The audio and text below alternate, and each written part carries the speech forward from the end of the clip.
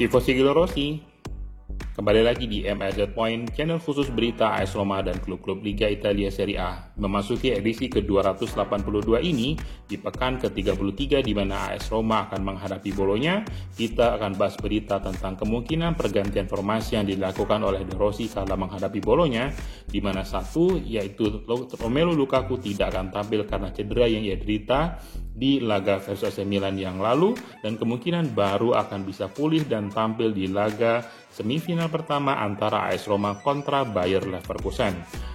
Dengan demikian, tentunya dengan dua striker yang ada yaitu Tammy Abraham dan Sardar Azmoun, kemungkinan besar Tammy Abraham akan masuk dan main dari menit pertama dengan Sardar Azmoun siap menggantikan Tammy Abraham di pertengahan babak kedua. Untuk mensupport Tammy Abraham, nama Paulo Dybala dan Stefan El Shaarawy termasuk Tommaso Baldacci semuanya siap turun untuk menggantikan atau mensupport lini serang AS Roma yang akan dipimpin oleh Tammy Abraham.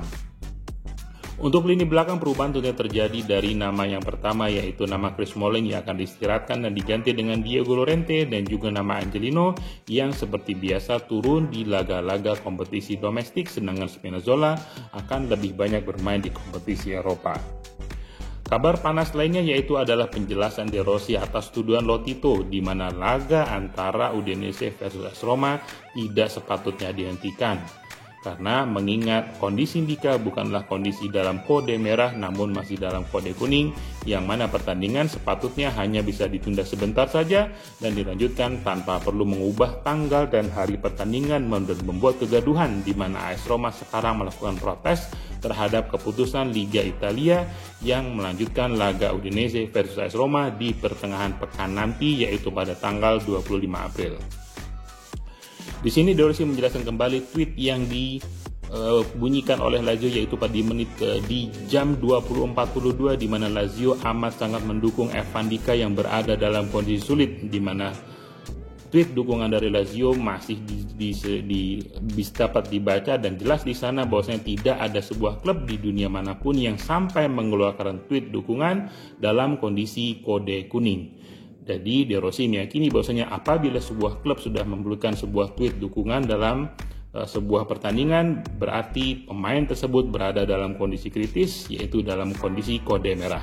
De Rossi bahkan juga meyakini bahwasanya 30.000 penonton yang hadir di stadion tidak ada yang tidak setuju atas keputusan tersebut, dan tentunya meyakini bahwasanya Roma sama sekali tidak mengambil keuntungan, di mana pada momen tersebut AS Roma baru saja berhasil membobol gawang Udinese dan mendapatkan momentum untuk segera membalikan keadaan dan mengambil 3 poin dari Udinese sebelum pada akhirnya laga dihentikan.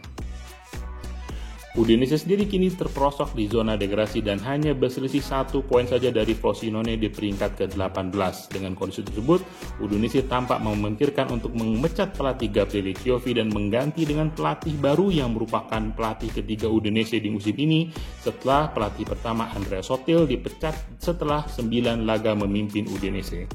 Gabriele Chiovi sendiri kini berhasil membawa Udinese hanya mengumpulkan 28 poin, 1 poin saja dari zona degradasi peringkat 18 yang kini diduduki oleh Frosinone.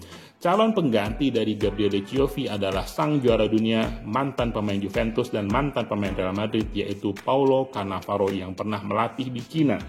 Paulo Cannavaro apabila deal untuk menjadi pelatih Udinese akan melakukan debut sebagai pelatih Udinese di laga lanjutan antara Udinese versus AS Roma, yang mana laga masih menyisakan sekitar 18 menit lagi saja dengan skor 1-1. Meski klubnya dalam kondisi sulit, Direktur Teknik Udinese Federico Balzarotti yang juga merupakan mantan pemain AS Roma meyakini Udinese harus tetap berjuang hingga titik darah penghabisan terakhir untuk dapat keluar dan selamat dari zona degradasi.